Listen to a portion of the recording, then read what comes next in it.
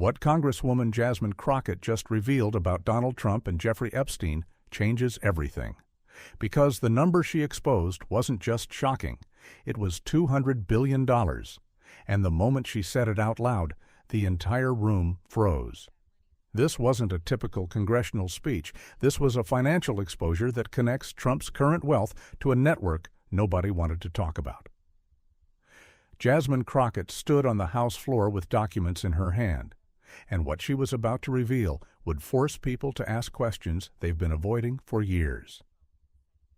The Epstein files have been released, names have been unsealed, flight logs have surfaced, but one number kept appearing in financial records that nobody could explain: $200 billion.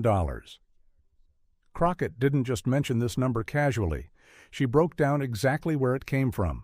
She showed the timeline. She connected the dots between Epstein's financial network and Trump's current empire.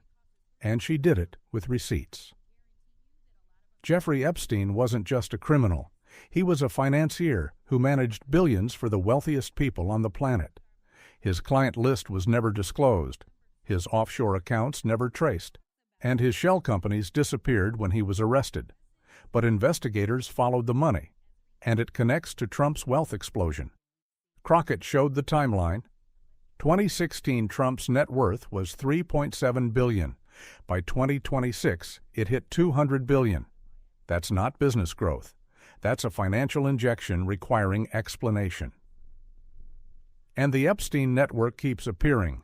Trump launched his cryptocurrency, massive returns, but initial funding sources never disclosed.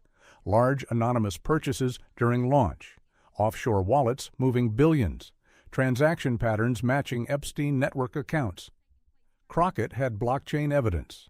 Anonymous wallets tied to former Epstein associates pumped capital into Trump's crypto. Over $40 billion in 6 months from untraceable sources. But crypto wasn't the only source. Trump Tower leases, offshore real estate, licensing with shell corporations, all connected to Epstein network entities. She presented a $2 billion lease from 2024. Company registered in Cayman Islands. No employees, no officers, no ownership disclosed. Just $2 billion wired for a 10-year lease. Investigators hit a wall. The same wall that appeared with Epstein's money. Truth Social received $800 million in 2023. Investor listed as Dubai Private Equity. But no office, no website, no filings. Just $800 million into Trump's media company. Massive untraceable money flowing into Trump's businesses. All from sources connected to Epstein's offshore infrastructure. Crockett presented SEC investigator testimony. At least 30 shell companies in Trump's deals used identical law firms and banks that Epstein's network used. Not coincidences. Deliberate structures hiding money origin. Where did $200 billion actually come from? The released Epstein files included financial records, account numbers, wire transfers, asset lists, and future disbursement schedules. Money released after Epstein's death, earmarked for specific entities. Trump's name appeared in those schedules through corporate entities he controls. Offshore trusts instructed to pay real estate and ventures Trump had stakes in. Timeline matched. Epstein dies 2019. By 2021, Trump's businesses get massive capital from untraceable sources. By 2026, net worth increased $200 billion.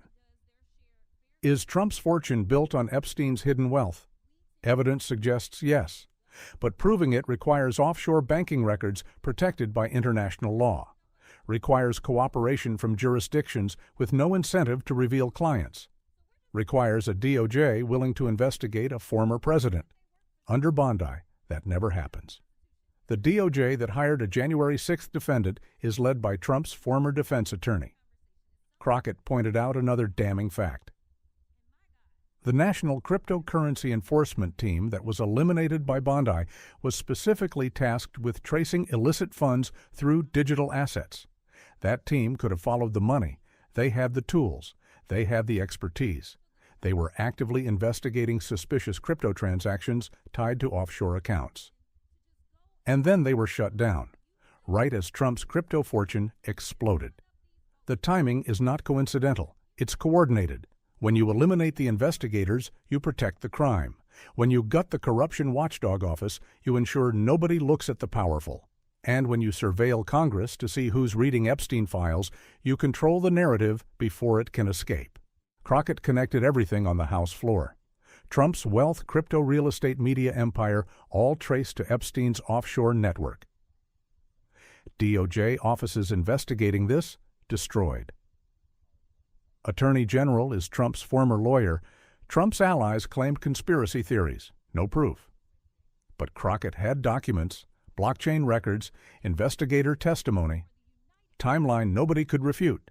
If a former president's wealth derives from a sex trafficker's network, that's national security threat. Someone potentially compromised by criminal money may run for office. Institutions that should investigate have been captured.